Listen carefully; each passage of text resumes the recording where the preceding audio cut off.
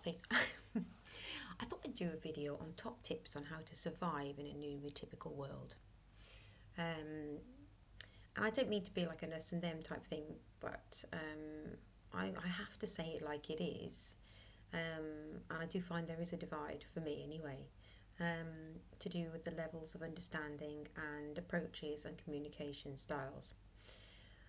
So, I've managed to survive better now than I did before. Before I recognised who I was, before I, as I've said in a previous video, got rid of my guilt at being autistic.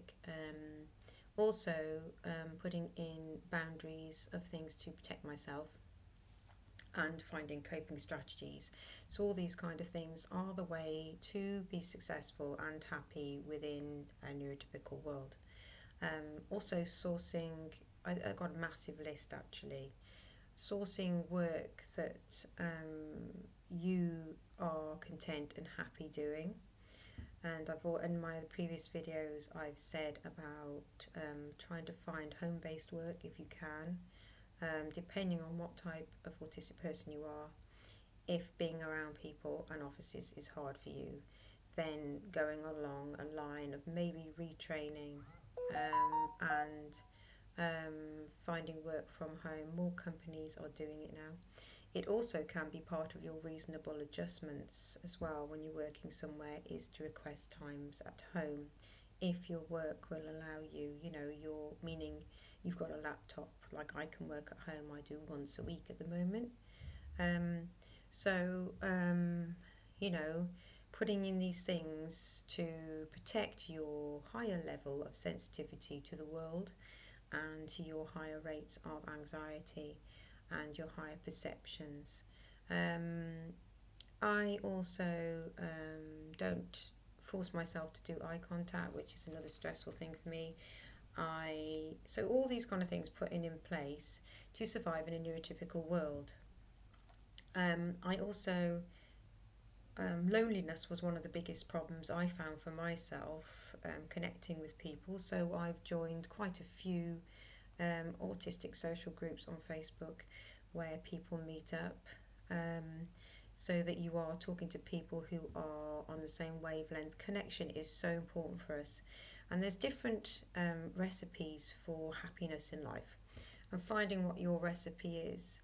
And I was watching something the other day that says for mental health, connection is a big um, part of helping you with your mental health. Now, I find when I go into a neurotypical situation, that actually makes my mental health worse. So, this is the barrier that I think a lot of autistic people have come across, is that they want to be connected, but then they're not connecting within those environments. This is why finding and sourcing social groups for autistics and just finding each other is probably what's going to help us cope in a neurotypical world. Um, because it's so different, and I don't know if you found that, but I have. So, and what you'll find, it doesn't have to be just autistics, because I often find um, some neurotypicals I get on well with, because, and I don't mean it nasty against them, but they've got PTSD or trauma of some sort, or just a deeper level of understanding. We need deep connections. Surface level connections don't really work for us. So for a neurotypical who's an average neurotypical, then they don't really want deep connections unless it's got its benefits in a way, which is understandable. It's a survival kind of instinct, isn't it? But for us, we're not like that. Well, not many of us are. We need a deeper level of connection, and that's too much for a neurotypical to cope with. So, but if you meet another autistic, then you can often get that deeper level, or a neurotypical who's been through something, a trauma or PTSD. Because I met someone and they were like, well, am I autistic? And I says, no, but you might have been through some trauma. And they says, yeah, I have. And I went, okay then, because this is why. So really trying to connect with people who aren't on the same level like that is unfair on them and us, because it creates friction, creates a dislike for each other. It becomes a natural dislike when you don't connect sometimes. But I generally I don't like the behaviours, not the person, I suppose I would say. You know, so and also I would say so many different elements of your life to survive in this neurotypical world. You need your peace place if you're that kind, like me. You need your quiet time. You need to source out what it is that's affecting you. So you like to do is shopping, which I didn't mention everything earlier. I would wear shades when I possibly can. Summer's a great time for shopping because then, and keep my lights not bright, quieter times as well when there's not as many people shopping. Nighttime is great. Or getting shopping delivered so that you don't have to go to the shop.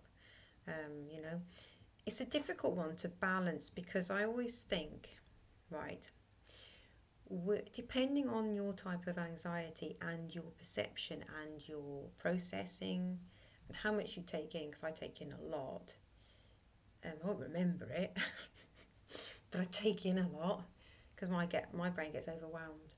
Um, Depending on you, it's always good to stretch yourself a little, but your little might be different to somebody else's little, and it's not the same with everybody. I remember when I first started to venture out, tiny baby steps, and I went on a bus to the town, local town, and I was terrified. I was so proud of myself that I got there, and this is when I was, oh gosh, I can't remember how old I was actually. I think the first time I did it was when I was 19, and then when I regressed and I was back, like I didn't know who I was then, when I was about 39, then I did it then. And I was terrified and I was thinking, oh my God, I'm so proud of myself, I did it on my own. And so these are little steps, and don't feel guilty, that guilt thing, gotta get rid of it. So there, and also keep, say like with the local pub, I wanted to go the other night, but I know I won't have nice interactions when I'm in there. Um, because I won't enjoy that neurotypical. I'm just different, and I just can't have those conversations. They drive me bonkers. Also, I hate false nicety. It drains me and makes me angry. Actually, false nicety. Um, so I'm sure there is. I have managed in the past to do a mind kind of technique in my mind, how I process false nicety, and I've done it to cope with being in that situation. And I know for some people, unfortunately, some will brush this off and dismiss your feelings. Please don't dismiss your feelings. Don't do it. They count. I'm sorry if people are doing that because they should never dismiss them. It's a lack of intelligence when somebody dismisses somebody's feelings. And I have a real dislike for false nicety. So I've had to teach myself. I haven't had to, just because we are living in a neurotypical dominated world, so we want to get along on it. We don't want to be hiding, or like we've been, a lot of us have been.